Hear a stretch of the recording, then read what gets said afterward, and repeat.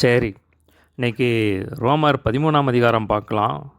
இதில பார்த்தீங்கன்னா, முதல் 7 வசனங்கள் ஒரு பகுதி. முதல் 7 வசனங்கள் ஒரு பகுதி. அந்த முதல் வசனம் 2 லைன தலைப்பா போட்டுக்கலாம். எந்த மனுஷனும் மேலான அதிகாரம் உள்ளவர்களுக்கு கீழ்ப்படிய கடவன். ஸோ அதான் தலைப்பு, சரிங்களா? எந்த மனுஷனும் மேலான அதிகாரம் உள்ளவர்களுக்கு கீழ்ப்படிய கடவன். ஸோ அதுதான் தலைப்பு. முதல் வசனம் வாசிக்கிறேன். ஸோ பார்த்தீங்கன்னா, அது மேலான அதிகாரம் உள்ளவர்களுக்கு வந்து நீங்கள் கீழ்ப்படிங்க, அவர்களுக்கு என்ன கடமை செய்யணுமோ செய்யுங்க, அவங்கள கனம் பண்ணுங்க அப்படின்னு சொல்கிறார். ஸோ அதுதான் அந்த பகுதி, சரிங்களா? முதல் வசனம், எந்த மனுஷனும் மேலான அதிகாரம் உள்ளவர்களுக்கு கீழ்ப்படிய கடவன், ஏனென்றால் தேவனாலே அன்றி ஒரு அதிகாரம் இல்லை, உண்டாயிருக்கிற அதிகாரங்கள் தேவனாலே நியமிக்கப்பட்டிருக்கு. ஸோ பார்த்தீங்கன்னா, நீங்கள் வந்து உங்கள் பாஸுக்கு இல்லை உயர் அதிகாரிகளுக்கு, உங்கள் மேலே இருக்கிறவங்களுக்கு, இல்லை கவர்மெண்ட் அஃபிஷியல்ஸுக்கு, அரசாங்க அதிகாரிகளுக்கு வந்து நீங்கள் வந்து கீழ்ப்படிந்திருங்க அப்படின்னு சொல்கிறார். ஏன்னா பார்த்தீங்கன்னா, எல்லா அதிகாரத்தையும் வந்து தேவன் தான் உண்டாக்கினார்.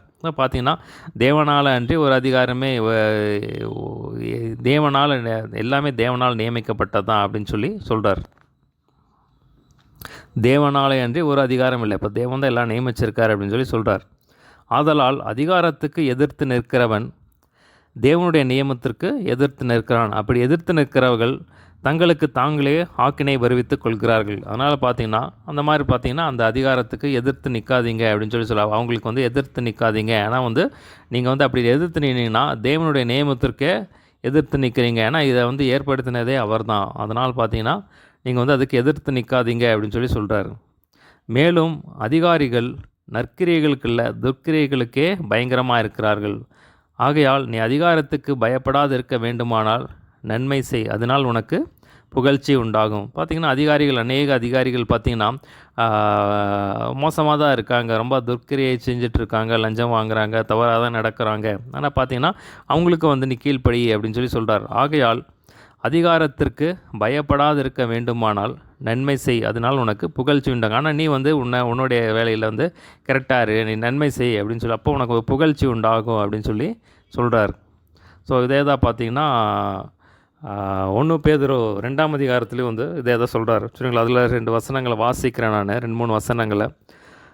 1 பேதுரு 2ஆம் அதிகாரம் 13ஆம் வசனம் 13 முதல், நீங்கள் மனுஷருடைய கட்டளைகள் யாவற்றிற்கும் கர்த்தர் நிமித்தம் கீழ்ப்படியுங்கள். ஏன்னா ஆண்டவர் சொல்லியிருக்கார், நீங்கள் கீழ்ப்படிங்க அப்படின்னு சொல்லணும். மேலான அதிகாரம் உள்ள ராஜாவுக்கானாலும் சரி, தீமை செய்கிறவர்களுக்கு ஆக்கினையும், நன்மை செய்கிறவர்களுக்கு புகழ்ச்சி உண்டாகும்படி அவனால் அனுப்பப்பட்ட அதிகாரிகளுக்கானாலும் சரி கீழ்ப்படியுங்கள். ஸோ மேலான அதிகாரிகளுக்கு வந்து நீங்கள் வந்து அவங்க நன்மை செஞ்சாலும் சரி, தீமை செய்கிறவங்க அவங்களுக்கு கீழ்ப்படிங்க அப்படின்னு சொல்கிறார்.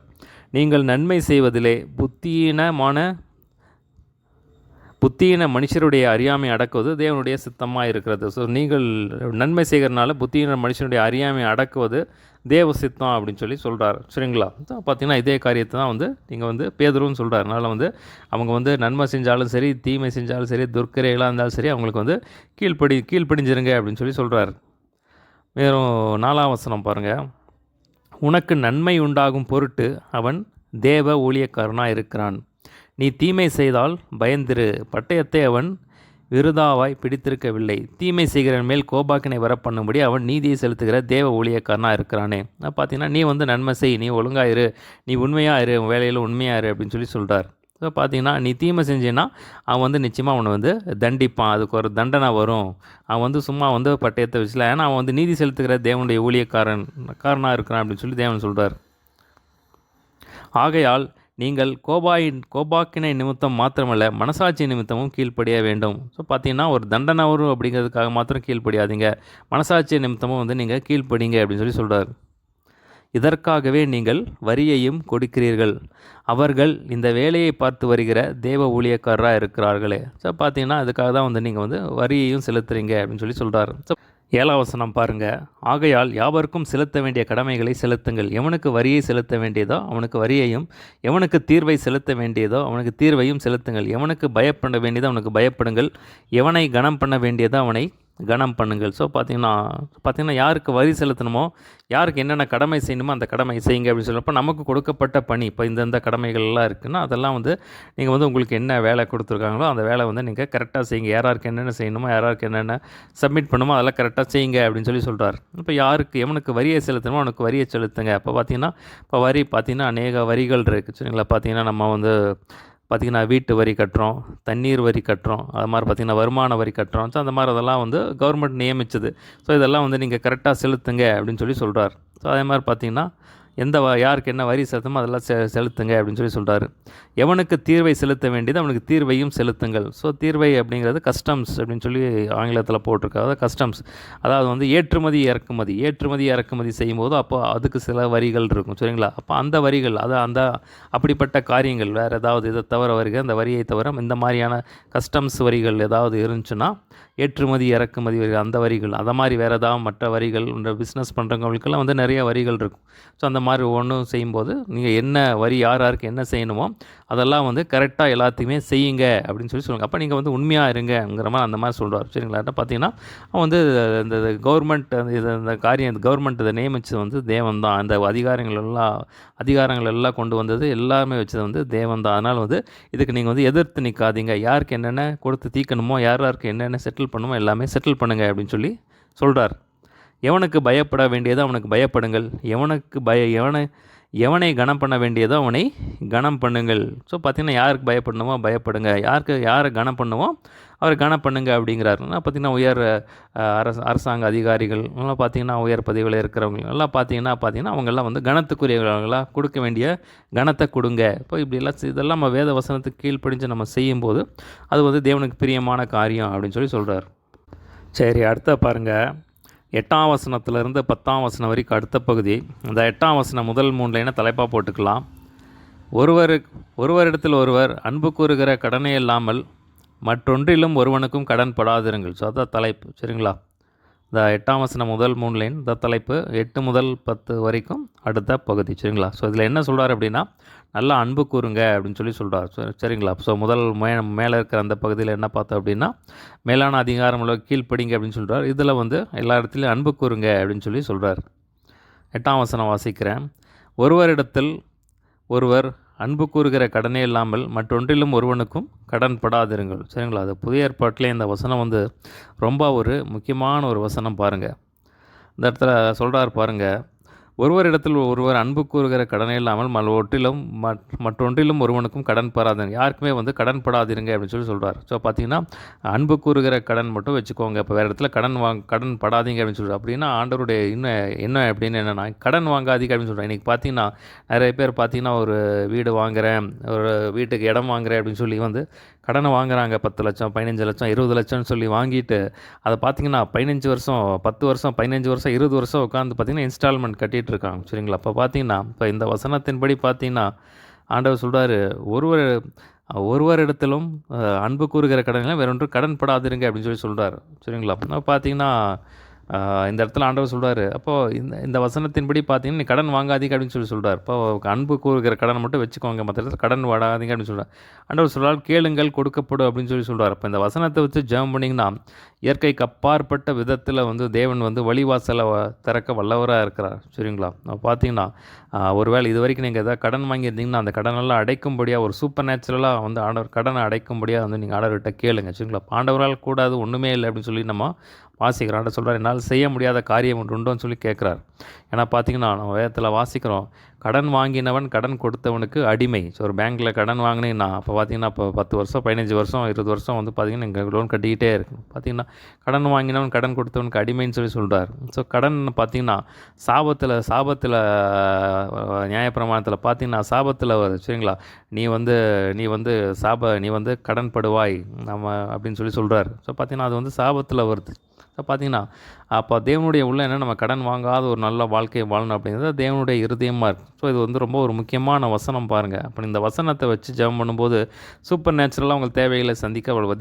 திடீர்னு போய் ஏதாவது ஒரு தேவை அப்படின்னு சொல்லி டக்குன்னு போய் கடன் வாங்கிடாதீங்க. அப்போ நீங்கள் ஆர்டர் விட்ட வந்து ஜெபம் பண்ணுங்க. ஆர்டர் சொல்லலாம், கேளுங்கள் கொடுக்கப்படும், கேட்கிறவனும் பெற்றுக்கொள்கிறேன் அப்படின்னு சொல்லப்போ பார்த்தீங்கன்னா ஒரு வரியை கட்டுறதுக்கு பார்த்தீங்கன்னா ஒரு மீன் வாயை திறந்து ஆண்டவர் அற்புதம் செஞ்சு அந்த வரிக்கான பணத்தை கொடுத்தார். அதே மாதிரி பார்த்தீங்கன்னா பழைய ஏற்பாட்டு காலத்தில் எலிசாவின் நாட்களில் அந்த தீர்க்கதரிசி வந்து இறந்து போயிட்டார். பார்த்தீங்கன்னா அந்த விதவை வந்து எலிசா கிட்ட சொல்கிறாங்க, இந்த மாதிரி வந்து உங்கள் ஊழியக்காரன் உங்களுக்கு வேலை செஞ்ச அவர் வந்து இறந்து போயிட்டார். இன்றைக்கி பார்த்தீங்கன்னா கடன்காரங்கள்லாம் நிறைய கடனை வச்சுட்டு போயிட்டார்.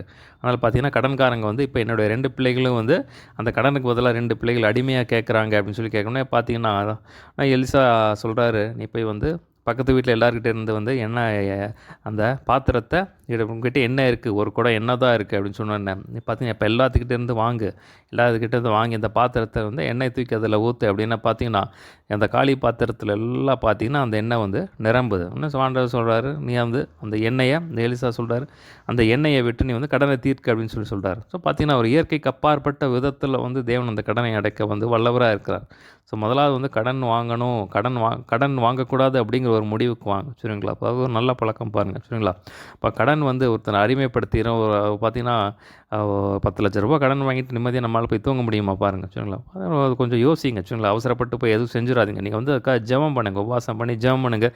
இயற்கைக்கு அப்பாற்பட்ட விதத்தில் வந்து தேவன் வந்து அதை வந்து சந்திக்க வல்லவராக இருக்கிறார். ஒரு வேளை நீங்கள் கடன் பட்டிருந்தா நீங்கள் போய் ஆண்டவர்கிட்ட போய் ஜெபம் பண்ணுங்கள், ஆண்டவரே இந்த வந்து க்ளோஸ் பண்ணுங்கள். இப்போ நீங்கள் ஒரு முடிவு எடுங்க, ஆண்டவரே இனிமேல் வந்து நான் கடன் வாங்கக்கூடாது, எனக்கு அப்படிப்பட்ட ஒரு வாழ்க்கையை கொடுங்க. நிறைய பேர் அப்படி கேள்விப்பட்டிருக்கேன் நான். பார்த்தீங்களா, இது வரைக்கும் நிறைய ஊழியக்காரர் நான் சொல்லியிருக்கேன், நான் கேள்விப்பட்டிருக்கேன். அநேகர் கேட்டேன், நான் வந்து கடனே வாங்க மாட்டாங்க, தேவன் வந்து கிருபையாக நடத்தியிருக்கார் அப்படின்னு சொல்லுவது நான் வந்து நிறைய சாட்சிகள் நான் வந்து கேள்விப்பட்டிருக்கேன். இன்னும் நிறைய ஊழியக்காரர்கள் அந்த மாதிரி சொல்லி நான் கேள்விப்பட்டிருக்கேன் நான், சரிங்களா? அப்போ பார்த்தீங்கன்னா ஒரு கடன் இல்லாத ஒரு வாழ்க்கை, அது ஒரு நிம்மதியான வாழ்க்கை, சரிங்களா? அப்போ பார்த்தீங்கன்னா சஞ்சலத்தோடு கூடிய 2 கை இப்படி எதுக்கு நமக்கு தேவையில்லை, சரிங்களா? அப்போ கடன் வாங்கி ஆடம்பரம் வந்தாலும் நமக்கு தேவையில்லை, சரிங்களா? இப்போ நமக்கு ஆண்டவர் சொல்கிறார், போதும் என்ற மனம் உங்களுக்கு இருந்தால் அது இருக்கிறத வச்சு நீங்கள் வந்து சந்தோஷமாக இருங்க, திருப்தியாக இருங்க அப்படின்னு சொல்கிறார், சரிங்களா? அப்போ கடன் நமக்கு தேவையில்லை, சரிங்களா? அப்போ நீங்கள் வந்து இந்த வசனத்தை வச்சு ஜெபம் பண்ணுங்கள். பார்த்தீங்களா, தேவையில்லாமல் வந்து நீங்கள் முதல்ல அந்த முடிவுக்கு வாங்க, நான் வந்து எதுக்குமே கடன் வாங்க மாட்டேன். இப்போ ஆண்டவர் உங்களுக்கு கொடுக்கணும்னு நினச்சா அவர் கொடுப்பார். இப்போ கேளுங்க, ஆண்டவர் கொடுப்பார், சரிங்களா? அப்போ ஆண்டவர் தேவைகளை இயற்கைக்கு அப்பாற்பட்ட விதத்தில் சந்திக்க வல்லவராக இருக்கிறார். ஸோ பார்த்தீங்கன்னா அன்பு கூறுகிற கடனையெல்லாம் கடன்படாதீங்க அப்படின்னு சொல்கிறார். பிறனிடத்தில் அன்பு கூறுகிறவன் நியாயப்பிரமாணத்தை நிறைவேற்றினார். ஸோ இதில் வந்து குறிப்பாக பார்த்தீங்கன்னா என்ன சொல்கிறார் அப்படின்னா, நல்லா அன்பு கூறுங்க, அதை தான் சொல்கிறார். எப்படி என்றால், விபச்சாரம் செய்யாதிருப்பாயாக, கொலை செய்யாதிருப்பாயாக, களவு செய்யாதிருப்பாயாக, பொய் சாட்சி சொல்லாதிருப்பாயாக, இச்சியாதிருப்பாயாக என்கிற இந்த கற்பனைகளும் வேறே எந்த கற்பனையும் உன்னிடத்தில் அன்பு கூறுவது போல பின்னிடத்தில் அன்பு கூறுவாங்க என்கிற ஒரே வார்த்தையிலே தொகையோ அடங்கியிருக்குது. ஸோ பார்த்திங்கன்னா தேவன் சொல்கிறாரு, நீ கொலை செய்யாத, விபச்சாரம் செய்யாத, களவு செய்யாத. ஸோ இது எல்லாமே பார்த்திங்கன்னா தொகையாக வந்து ஒரே வார்த்தையில் ஆண்டவர் சொல்லிட்டாரு, உன்னிடத்தில் அன்பு கூறுவது போல பின்னிடத்தில் அன்பு கூறுவாயாக. அந்த 9ஆம் வசனம் எங்கே இருக்குது அப்படின்னா, லேவியராகமம் 19:18 பக்கத்தில் போட்டு வச்சுக்கோங்க. அந்த 9ஆம் வசனம் பக்கத்தில் உன்னிடத்தில் அன்பு கூறுவன் பிறனிடத்தில் அன்பு கூறுவது. அது எங்கே இருக்குன்னா லேவியராகமம் 19:18. ஸோ இந்த ஒரே வார்த்தையில் எல்லாமே அடங்கியிருக்கு அப்படின்னு சொல்கிறார். 10ஆம் வசனம் பாருங்கள், அன்பானது பிறனுக்கு பொல்லாங்கு செய்யாது, அதனால் அன்பு நியாயப்பிரமாணத்தின் நிறைவேறுதலாக இருக்கிறது. ஸோ ஏற்கனவே பார்த்துருக்கோம், தேவன் வந்து அன்பாகவே இருக்கிறான்னு சொல்லி பார்ப்போம். இப்போ இந்த ரோமர் 5:5 நம்முடைய இருதயத்தில் வந்து பரிசுத்தாவினால் நிரப்பப்படும் போது தேவனுடைய அன்பு உங்களுக்கு இருதயத்தில் ஊற்றப்பட்டிருக்கிறது அப்படின்னு சொன்னால், அன்பு வந்து பிறனுக்கு பொல்லாங்க வச்சு, அப்போனாலும் வந்து நல்லா அன்பு செய்யுங்க அப்படின்னு சொல்கிறேன். ஏன்னா அன்பு மற்றவங்களுக்கு வந்து கெடுதல் செய்யாது, சரிங்களா? அப்போ அன்பாக இருந்தீங்கன்னா நீ வந்து என்ன பண்ண மாட்டேன், மற்றவர்களை வந்து மற்றவர் பொருளை வந்து இச்சிக்க மாட்டேன், நீ திருட மாட்டேன், நீ வந்து எந்த தப்பு செய்ய மாட்டேன் அப்படின்னு சொல்கிறார். ஸோ பார்த்தீங்கன்னா அன்பு நியாயப்பிரமாணத்தின் நிறைவேறுதலாக இருக்குது அப்படின்னு சொல்லி, இப்போ அன்புக்குள்ளே தான் எல்லாமே இருக்குது பாருங்கள். அன்புக்குள்ளே தான் வந்து எல்லாமே வச்சுருக்காரு, வந்து தயவை வச்சுருக்காரு, பொறுமையை வச்சுருக்காரு, சகிப்புத்தன்மையை வச்சுருக்காரு. ஸோ பார்த்தீங்கன்னா அன்பு எல்லாமே தாங்கும் அப்படின்னு சொல்லி வாசிக்கிறோம். அன்பு சகலத்தையும் தாங்கும், சகலத்தையும் நம்பும், சகலத்தையும் விசுவாசிக்கும், சகலத்தையும் தாங்கும் சொல்லிப்பா எல்லாமே அந்த வேதத்தில் வாசிக்கிறோம். பூர்ண சர்க்குணத்தின் கட்டாகிய அன்பை தரித்து கொள்ளுங்க அப்படின்னு சொல்கிறாரு, சரிங்களா? அப்போ அன்பை நீங்கள் வந்து அன்பான இடங்க அப்படின்னு சொல்கிறாரு. இப்போ உன்னிடத்தில் அன்பு கூறு, இடத்திலும் அன்பு கூறு அப்படின்னு சொல்கிறார். அந்த அன்பு தான் ரொம்ப ரொம்ப முக்கியம் பாருங்கள், சரிங்களா?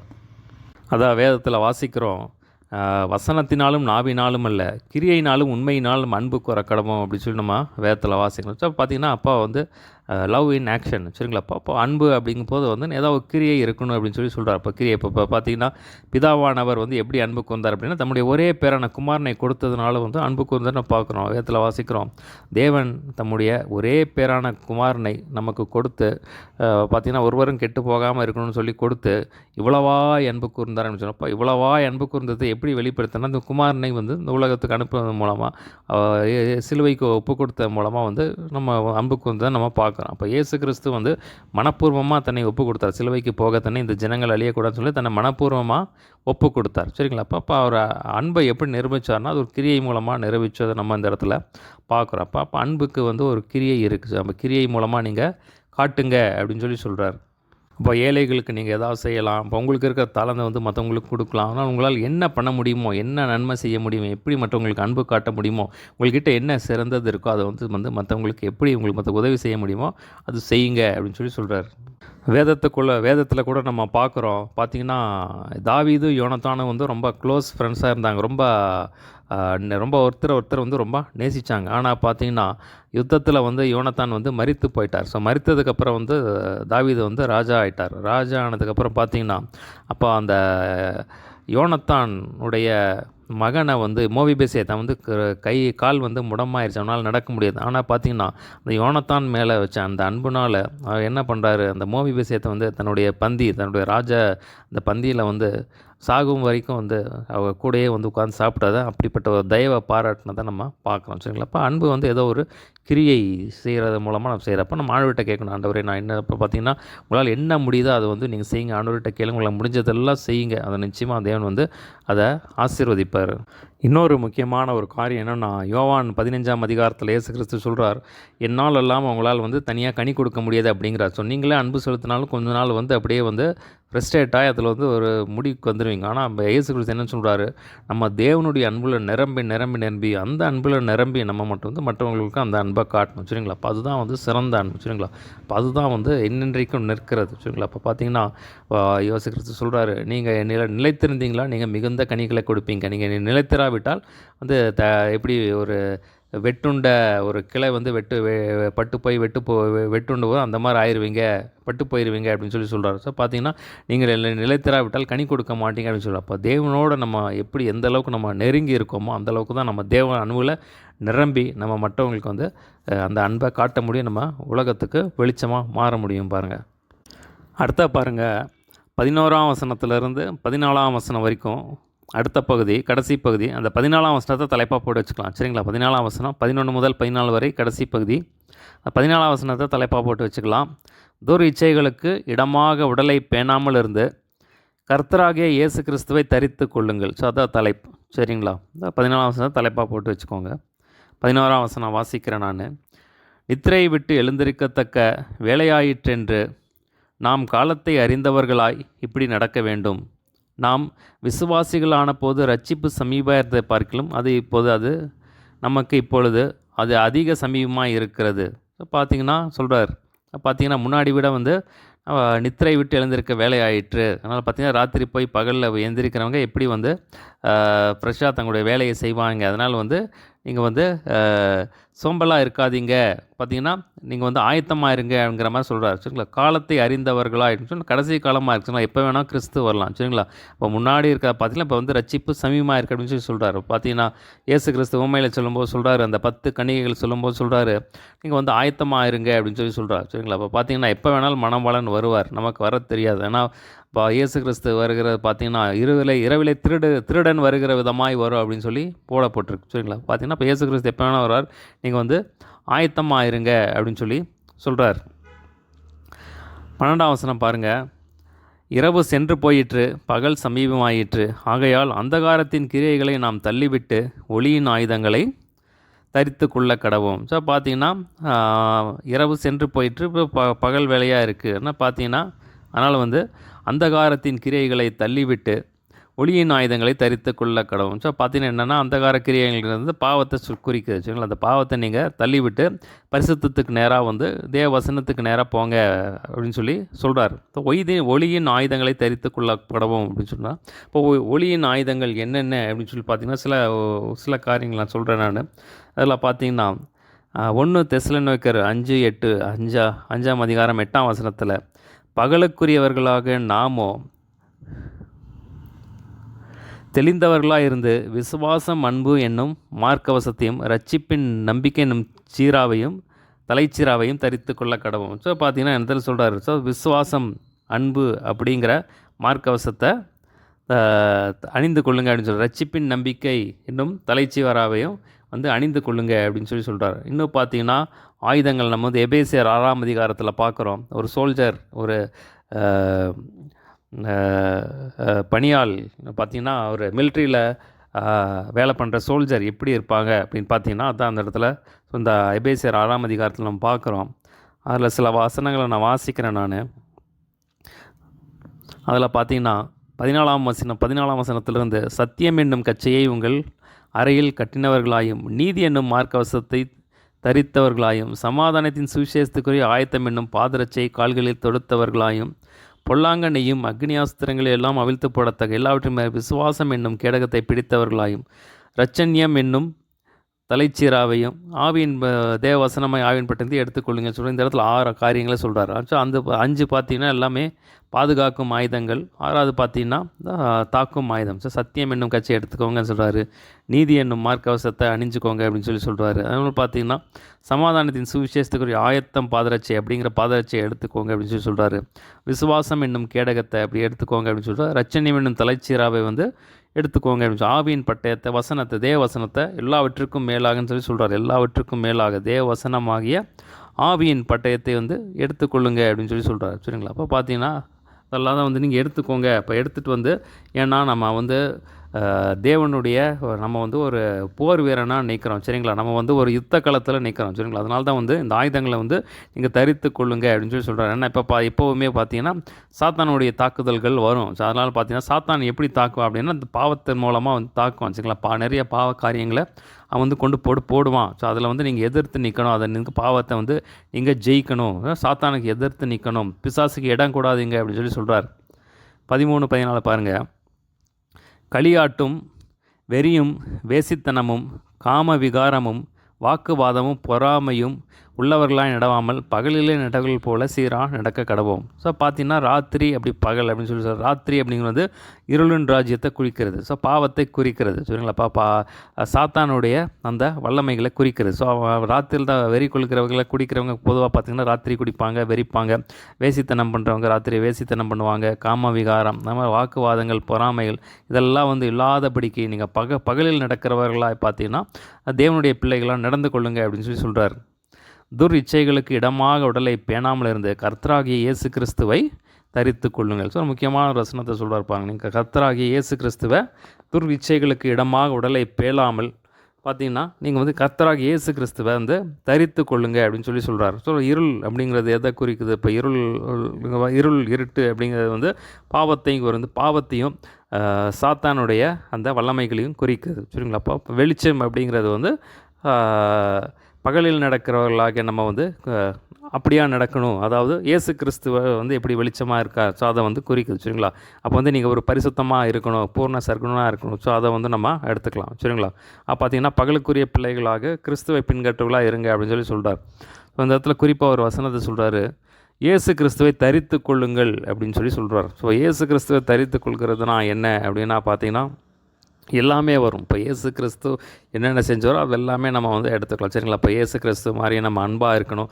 இயேசு கிறிஸ்து மாதிரியே வந்து நம்ம பார்த்திங்கன்னா இரக்கம் உள்ளவர்கள் ஆண்டு சொல்கிறார். நான் பிதாவான இரக்கம் உள்ளவர், நீங்கள் இரக்கம் உள்ளவர்களாக இருங்க அப்படின்னு சொல்கிறார். அதே மாதிரி பார்த்திங்கன்னா மனதுருக்கம் உள்ளவர்களாக இருக்கணும். இப்போ இயேசு கிறிஸ்து எப்படி மனதுருக்கம் உள்ளவர்களாக இருந்தால் அது மாதிரி நம்ம மனதுருக்கம் இயேசு கிறிஸ்துவை போலவே மனதுருக்கம் உள்ளவர்களாக இருக்கணும். அதே மாதிரி பார்த்திங்கன்னா இயேசு கிறிஸ்து சொல்கிறார், நான் சாந்தமும் மனத்தாழ்மையுமாக இருக்கேன், என்னிடத்துல வந்து கற்றுக்கொள்ளுங்க அப்படின்னு சொல்கிறார். அப்போ இயேசு கிறிஸ்துவை போல இதெல்லாம் தான் பார்த்திங்கன்னா அவரை வந்து அணிந்து கொள்வது, அவருடைய சுபாவங்களை அணிந்து கொள்கிறது. இயேசு கிறிஸ்து என்ன செஞ்சுவாரோ அது அப்படியே அவருடைய கேரக்டர். சரிங்களா? பார்த்தீங்கன்னா அப்போ வந்து அவர் நேற்றும் இன்றும் என்றும் மாறாதவர். சரிங்களா? அப்போ அவருடைய சுபாவங்கள் வந்து மாறாது. அப்போ அவர் மாதிரியே சாந்தம், அவர் மாதிரியே மனத்தாழ்மை, அதே மாதிரி பார்த்திங்கன்னா அவர் மாதிரியே பொறுமை, அவர் மாதிரியே சகிப்புத்தன்மை, அவர் மாதிரியே ஒரு தயவுள்ள ஒரு குணம். சரிங்களா? அப்போஸ்தலர் 10:38 வாசிக்கிறோம். அவர் நன்மை செய்கிறவராயும் பிசாசின் பிடியில் அகப்பட்ட யாவரையும் விடுதலை செய்கிறவராயும் சுற்றி சிரிந்தார் அப்படின்னு சொல்லி பார்க்குறப்ப நன்மை செய்கிற அந்த குணம் நமக்கு வேணும். சரிங்களா? அப்போ பார்த்திங்கன்னா கட்டப்பட்ட ஜனங்களை அவிழ்க்கிற அந்த கிருபை, இப்போ நமக்கு என்ன கூட தாளந்துகள் கொடுக்கப்பட்டிருக்கோ அதை வந்து நம்ம செய்யணும். இப்போ இன்னொன்று பார்த்திங்கன்னா வந்து இப்போ இயேசு கிறிஸ்துவோடைய இப்போ கிறிஸ்துவில் இருந்த சிந்தையை உங்களுக்கு இறக்க கடவுது அப்படின்னு சொல்லி கிறிஸ்துவ சிந்தை நமக்குள்ளே இருக்கணும். அப்போ இயேசு கிறிஸ்து மாதிரியே நம்ம ஜெபம் பண்ணணும். சரிங்களா? அப்போ இயேசு கிறிஸ்து மாதிரியே ஒரு ஜெப வாழ்க்கை, கிறிஸ்துவில் இருந்த சிந்தை, இயேசு கிறிஸ்து மாதிரியே வேத தியானம். அதே மாதிரி பார்த்தீங்கன்னா இயேசு சொல்கிறாரு, நான் பரிசுத்தர் ஆகியால் நீங்களும் பரிசுத்தராயிருங்கள். இப்போ இயேசு கிறிஸ்து மாதிரியே ஒரு பரிசுத்த வாழ்க்கை. அதே மாதிரி பார்த்தீங்கன்னா பாடுகளே சகித்தல். சரிங்களா? அப்போ இதெல்லாம் பார்த்தீங்கன்னா அவருடைய இது. அப்புறம் பார்த்தீங்கன்னா புண்ணு பேதலில் பார்க்குறோம், அவர் பாவம் செய்யவில்லை. சரிங்களா? அவர் பாவம் செய்யவில்லை, அவர் வாயில் வஞ்சனை இல்லை. ஸோ இதெல்லாம் வச்சு நம்ம ஜெபம், ஏசப்பா நீங்கள் பாவம் செய்யலை, நானும் பாவம் செய்யாத ஒரு கிருபையை எனக்கு கொடுங்க அப்படின்னு சொல்லி நம்ம கேட்கணும் பாருங்கள். இதெல்லாம் கேட்டால் நம்ம பெற்றுக்கொள்ளலாம் பாருங்கள். இப்போ பார்த்தீங்கன்னா பிதாவானவர், அடுத்த பார்த்தீங்கன்னா பிதாவானவர் பூர்ண சர்க்குணம் இருப்போம், நீங்களும் பூர்ண சர்க்குணம். இப்போ பூர்ண சர்க்குணம். சரிங்களா? இப்போ பூர்ண சர்க்குணத்தின் கட்டாயி அன்பு நம்ம வந்து ஆண்டவர்கிட்ட கேட்கணும். இப்போ வாயில் வந்து ஒரு பரிசுத்தத்தை கொடுங்க ஆண்டவர், என் கண்கள் ஒரு பரிசுத்தத்தை கொடுங்க ஆண்டவர், நாவல ஒரு பரிசுத்தத்தை கொடுங்க, உம்மை மாதிரி என்ன மாற்றுங்க. ரொம்ப சிம்பிள் வந்து ஐயசப்பா உம்மை மாதிரி என்ன மாற்றுங்கன்னு சொல்லி நீங்கள் ஜெபம் பண்ணு பாருங்கள். அதே மாதிரி பார்த்தீங்கன்னா இயேசு கிறிஸ்து பிதாவானவருக்கு கடைசி வரைக்கும் சிலுவைக்கு போகிற வரைக்கும் கீழ்ப்படிந்ததுன்னு சொல்லுவோம். அப்போ கீழ்ப்படுகிறது ஒரு நல்ல ஒரு சுபாவம் பாருங்கள். ஏசப்பா நீர் எப்படி பிதாவுக்கு ஒப்பு கொடுத்து மரணம் பரியந்த வந்து கீழ்ப்படிந்தவராக இருந்தீர், அப்படியா வந்து கீழ்ப்படுகிற ஒரு குணத்தை கொடுங்க, வசனத்தை கேட்கிறவெல்லாம் மாத்திரமில்ல வசனத்தை செய்கிறவெல்லாம் மாற்றுங்க அப்படின்னு சொல்லி நம்ம கேட்கணும் பாருங்கள். பவுல் எழுதுகிறா, நீங்கள் கிறிஸ்துவின் நிர்பமாக இருக்கிறீர்கள்னு சொல்லி எழுதுகிறார். அப்போ நம்ம கிறிஸ்துவின் நிர்பமாக அவங்கள பார்க்குறவங்க கிறிஸ்துவை பார்க்கணும். சரிங்களா? அப்போ அவங்கள பார்த்து உங்கள் அன்பை பார்த்தோ அப்போது கிறிஸ்து இப்படி தான் அன்பாக இருப்பார் போல் இருக்குது. நீங்கள் இப்போ சாந்தத்தை பார்த்தோ கிறிஸ்து இப்படி தான் சாந்தமாக இருப்பார் போல் இருக்குது. உங்கள் இறக்க குணத்தை பார்த்தோ கிறிஸ்து இப்படி தான் இறக்க குணமாக இருப்பார் போல் இருக்குது. உங்கள் ஜெப வாழ்க்கையை பார்த்தோ கிறிஸ்து இப்படி தான் ஜெபம் பண்ணியிருப்பார் போல் இருக்குது. உங்கள் நன்மையை பார்த்தோ கிறிஸ்து இப்படி தான் நன்மை செஞ்சிருப்பார் போல் உங்களை பார்த்து வந்து அவங்க சொல்லணும். சரிங்களா? ஒரு சாட்சியுள்ள வாழ்க்கை. சரிங்களா? இதெல்லாம் தான் வந்து கிறிஸ்துவை வந்து அணிந்து கொள்வது. ஸோ பார்த்திங்கன்னா நிறைவானது வரும்போது குறைவானது ஒரிந்து போகும்னு சொல்லி அப்போ கிறிஸ்துவ இடத்துல நம்ம தேவனிடத்தில் நெருங்க நம்ம சுபாவம் இயேசு மாதிரியே மாறும் பாருங்க. இப்போ இயேசுவை மாதிரியே மாறுகிற ஒரு வாழ்க்கை. ஸோ அதான் நம்ம வேதத்தில் ரோமர் 8ஆம் அதிகாரத்தில் பார்க்குறோம். தேவன் நம்ம எதுக்காக வந்து முன்குறித்தார் அப்படின்னா அவருடைய சாயலை நம்ம அணிந்து கொள்ளும்படியாக முன்குறி. இதுதான் வந்து ஒளியின் ஆயுதங்கள். ஸோ அப்போ இயேசு கிறிஸ்துவை தரித்து கொள்கிறதுனா இதுதான். சரிங்களா? அப்போ இதெல்லாம் வந்து ஆயுதங்களை வச்சுட்டு அப்போ ஒரு பக்கம் வந்து நம்ம இப்படியா மாறணும்னு நினைப்போம். ஆனால் இன்னொரு சைடு பார்த்தீங்கன்னா சாத்தான் வந்து போராடுவான். சரிங்களா? நீ பழைய பாவத்திலேயே பிடிச்சவங்கள தள்ள பார்ப்போம். அதான் பார்த்தீங்கன்னா ஒரு சாட்சி நான் கேள்விப்பட்டேன். அகஸ்டின் அப்படிங்கிற ஒருத்தர் வந்து பார்த்தீங்கன்னா பயங்கர பாவத்தில் விழுந்துட்டார். விபச்சார வேசித்தான் அது பாவத்திலேயே ஊறி போய் கிடந்தார். அவங்க அம்மா வந்து கிட்டத்தட்ட 18 வருஷமாக அவங்களுக்காக வந்து ஜெபம் பண்ணாங்களாம். பார்த்தீங்கன்னா ஆனால் பார்த்தீங்கன்னா வாழ்க்கை மாறவில்லை. திடீர்னு பார்த்தீங்கன்னா அப்போ இந்த வசனம் தான் அவர் கண்ணில் பட்டுச்சாமா. பார்த்தீங்கன்னா இந்த வசனம் வந்து அவர் மாற்றிச்சாமா. துர் இச்சைகளுக்கு இடமாக உடலை பேணாமலிருந்து கர்த்தராகி இயேசு கிறிஸ்துவை தரித்து கொள்ளுங்கள். ஸோ இந்த வார்த்தை இந்த 13ஆம் வசனம் 14ஆம் வசனம் முக்கியமாக துர் இச்சைகளுக்கு இடமாக உடலை பேணாமல் இருந்து கர்த்தராகி இயேசு கிறிஸ்துவை தரித்து கொள்ளுங்கள் வாட்சை பார்த்து சொல்லி ஜெபம் பண்ணி பார்த்தீங்கன்னா அப்போ ஏற்பட்ட ஒரு பெரிய ஒரு மறுரூபத்தை வந்து தேவன் வந்து அவர் கொடுத்தார். ஸோ பார்த்தீங்கன்னா அப்போ மோசமான ஒரு வாழ்க்கையை வாழ்ந்த அந்த அகஸ்டின் அப்படிங்கிறவர் பார்த்தீங்கன்னா செயின்ட் அகஸ்டினாக மாறிட்டார். அவர் பார்த்தீங்கன்னா இயேசு பரிசுத்தர்னா அதுக்கு அடுத்த பரிசுத்தவான் யாருன்னா அந்த செயின்ட் அகஸ்டின். அப்படிப்பட்ட ஒரு பரிசுத்த வாழ்க்கையை வந்து வாழ்ந்தாராம். சரிங்களா? அப்போ அந்த வேத வசனத்தில் தான் எல்லாமே இருக்கு பாருங்கள். அப்போ அந்த வசனத்தை நான் அடிக்கடி சொல்கிறது அதே தான். இது நான் பல முறை சொல்லியிருக்கேன். நான் அந்த வசனத்தை வச்சு ஜெபம் பண்ணுங்க. அப்போ அதனால தான் வந்து வேதத்தில் பார்க்குற நீங்கள் வசனத்தை வச்சு அதிகமாக வாஞ்சிங்க. வசனத்தை அதிகமாக படிக்கணும் பாருங்க. நீங்கள் இன்றைக்கி பார்த்தீங்கன்னா வசனத்தை வாசிக்கிறது தியானிக்கிறது வந்து ரொம்ப கம்மியாக போச்சு. ஜெபங்கள் அங்கங்கே நடக்குது. பட் ஆனால் இந்த வசனத்துக்குரிய ஒரு பெரிய ஒரு வெளிச்சம் வந்து அதிகமாக வந்து பார்க்க முடியலை. சரிங்களா? அதனால் வசனத்தை வந்து நீங்கள் அதிகமாக வாசிங்க, தியானிங்க. ஸோ அதாவது சொல்கிற இரவும் பகலும் வேதத்தில் தியானமாக இருக்கிற மனுஷன் பாக்கியவான், அவன் நல்லா கனி கொடுப்பான்னு சொல்லி ஆண்டவர் சொல்கிறார். செய்வதெல்லாம் வாய்க்குன்னு சொல்லி சொல்கிறார். வசனத்துக்கு ரொம்ப முக்கியம் கொண்டு வந்த வசனத்தை படித்து நீங்கள் ஜெபம் பண்ணும் போது தான் என்ன உங்களுக்குள்ளே அந்த மறுரூபம் வரும். இயேசு கிறிஸ்துவனுடைய சாயல் உங்களுக்குள்ளே வரும். சரிங்களா? அப்போ பார்த்தீங்கன்னா அந்த சாத்தான் வந்து போராடுவாங்க உங்களுக்குள்ளே மறுபடியும் ஒருவேளை பாவ வாழ்க்கையில் இருந்தால் மறுபடியும் அந்த பாவத்துக்குள்ளே தள்ள பார்ப்பேன். எகிப்தின் பாவங்கள் பழைய பாவங்களை உள்ள பிடிச்சி தள்ள சாத்தான் பார்ப்பான், முயற்சி பண்ண வச்சுங்களா. இப்போ வந்து நீங்கள் விடக்கூடாது. ஆண்டவரே நீங்கள் உனக்கு உதவி செய்யுங்க அப்படின்னு சொல்லி நான் வந்து பவுல் எழுதும்போது எழுதாரு. பாவத்துக்கு விரோதமாய் நீங்கள் போராட ரத்தம் சிந்தப்படத்தக்கதாய் நீங்கள் எதிர்த்து நிற்கவில்லையே. ஸோ இந்த மாதிரி சத்துருடைய ராஜ்யத்தை எதிர்த்து நிற்கிறதுக்கு தான் ஆண்டவர் இந்த ஒளியின் ஆயுதங்களை கொடுத்துருக்கார். சரிங்களா? அப்போ நான் சொன்ன ஆயுதங்கள் எல்லாம் பார்த்திங்கன்னா, அன்பு ஒரு ஆயுதம், விசுவாசம் ஒன்று ஆயுதம், இப்போ இயேசுவின் நாமம் ஒரு ஆயுதம், இயேசுவின் ரத்தம் ஒரு ஆயுதம், தேவனுடைய வார்த்தை ஆயுதம், அதே மாதிரி சத்தியம் என்னும் கச்சை, நீதி என்னும் மா கவசம், சமாதானி சுசேஷத்துக்குரிய ஆயத்தம் என்னும் பாதரட்சை, ரட்சணியம் என்னும் தலைச்சீரா, விசுவாசம், அது மாதிரி தேவசனம் ஆயுதம், இதெல்லாமே பார்த்திங்கன்னா ஆயுதங்கள். ஸோ இந்த ஆயுதங்கள் எல்லாம் எடுத்து இப்போ பார்த்திங்கன்னா இயேசு கிறிஸ்துவின் நாமத்தினால சொல்லி நம்ம ஜெபம் பண்ணணும் பாருங்கள். அப்போ ஆண்டவர் நம்மளை பாதுகாப்பார் பாருங்கள். இப்போ பார்த்திங்கன்னா எந்த பாவ காரியங்களும் நம்ம அணுகாது. அப்போ பார்த்திங்கன்னா இயேசு கிறிஸ்து சொல்கிறாரு, அவனுக்கு என்னிடத்தில் ஒன்றுமில்லை அப்படிங்கிறார். ஸோ இயேசு கிறிஸ்து சொல்லும்போது யோவான் 14 சொல்கிறார், அவனுக்கு என்னிடத்தில் ஒன்றுமில்லை அப்படிங்கிறார். அப்போ சாத்தானுக்கு எனக்கு சம்மந்தமே இல்லை அப்படிங்கிறார். அதான் நான் அப்படி ஒரு பரிசுத்த வாழ்க்கையை வாழ்ந்தேன் அப்படின்னு சொல்லி இயேசு கிறிஸ்து சொல்கிறார் பாருங்கள். இப்போ நம்ம அதை சொல்லி ஜெபம் பண்ணணும் பாருங்கள். அப்படியாதான் மாறும்படியாக ஆண்டவர் விரும்புகிறார். சரிங்களா? இப்போ பூர்ண பரிசுத்தம் உள்ளவன் இன்னும் பரிசுத்தமான, நீதி செய்கிறவன் இன்னும் நீதி செய்யட்டும்னு சொல்கிறார். சரிங்களா? அப்போ நம்ம ஆண்டவர்கிட்ட கேட்கணும், ஆசப்பா உம்மை போல் என்னை மாற்றுங்க, உண்மை அணிந்துக்குள்ள எனக்கு உதவி செய்யுங்கன்னு சொல்லி நீ கேட்க ஆண்டவர் என்ன பண்ணுவார்? நிறைவானது வரும்போது குறைவானது ஒளிந்து போகும். நீங்கள் ஆண்டவர்கிட்ட நெருங்க உங்களுக்குள்ளே இருக்கிற அந்த மாம்சத்தின் கிரியைகள் எல்லாம் போயிருப்பாருங்க. இப்போ தேவனுடைய சாயல் வர வெளிச்சம் வர என்னாகும்? இருளுக்கு அங்கே இடம் கிடையாது. சரிங்களா? அப்போ தேவ வார்த்தை வர தேவ பிரசன்னம் தேவனுடைய வெளிச்சம் உங்களுக்குள்ளே வர என்னாகும்னா, மாம்சத்தின் கிரியைகளுக்கு அங்கே இடம் இருக்காது. ஆவியின் கனி உங்களுக்குள்ளே வர ஆரம்பிச்சிடும். சரிங்களா? சரி, இதில் என்ன நம்ம பார்த்தோம் அப்படின்னா, 3 காரியங்களை பார்த்தோம். ஒன்று மேலான அதிகாரம் உள்ளவர்களுக்கு கீழ்ப்படிந்திருங்க அப்படின்னு சொல்கிறத நம்ம பார்த்தோம். அதனால் யாருக்கு என்னென்ன கடமை செய்யணுமோ, என்னென்ன வரி செலுத்தணுமோ எல்லாம் செய்யுங்க. யாருக்கு பயப்படணுமோ பயப்படுங்க, அந்த காரியத்தை பார்த்தோம். அன்பு கூறுகிற காரியத்தில் ஒன்று கடன்படாதீங்கன்னு சொல்ல அந்த காரியத்தை பார்த்தோம். உண்டா நேசிக்கிறது போல் பிறனை நேசி அப்படின்னு சொல்லிட்டு அந்த காரியத்தை நம்ம பார்த்தோம். அதே மாதிரி பார்த்தீங்கன்னா துர் இச்சைகளுக்கு இடமாக உடலில் பேணாமல் நீங்கள் இயேசு கிறிஸ்துவை தரித்து கொள்ளுங்கன்னு சொன்ன அந்த காரியத்தை, ஒளியின் ஆயுதங்களை தரித்து கொள்ளுங்க அப்படின்னு சொல்கிற அந்த காரியத்தை பார்த்தோம். சரிங்களா? ஒரு சின்ன ஜெபம் பண்ணி முடிச்சிடலாம். ஏசப்பா உமக்கு நன்றி செலுத்துக்கிறோம். ஏசப்பா, நாங்கள் மேலான அதிகாரம் உள்ளவர்களுக்கு கீழ்ப்படிய கர்த்தர் உதவி செய்ய வேண்டும்படியாக கேட்கிறேன். யாருக்கு என்னென்ன கொடுக்கணுமோ எல்லாம் யாருக்கு என்னென்ன செலுத்தணுமோ எல்லாம் கரெக்டாக செலுத்த கர்த்தர் கிருபை செய்ய வேண்டும்படியாக ஜெபிக்கிறேன். அன்பு கூறுகிற கடனெல்லாம் ஒன்றுக்கும் கடன்படாதிருக்க கர்த்தர் கிருபை செய்யுங்க. உன்னிடத்தில் அன்பு கூறு, பிறனிடத்தில் அன்பு கூறுவாய் எங்களுக்கு சொல்வது போல் அப்படியா நாங்கள் நடக்க எங்களை ஒப்புக் கொடுக்குற ஆண்டவரே, ஒளியின் ஆயுதங்களை தரித்து கொள்ள கர்த்தர் கிருபை செய்யுங்க. துர் இச்சைகளுக்கு இடமாக உடலை பேணாமல் உம்மை தரித்துக்குள்ள கர்த்தர் எங்களுக்கு அனுகிரகம் பாராட்ட வேண்டும்படியாக கேட்கிறோம். இயேசுவின் நாமத்தில் எல்லாவற்றும் கேட்கிறோம் ஜீவன் நல்ல பிதாவே, ஆமென்.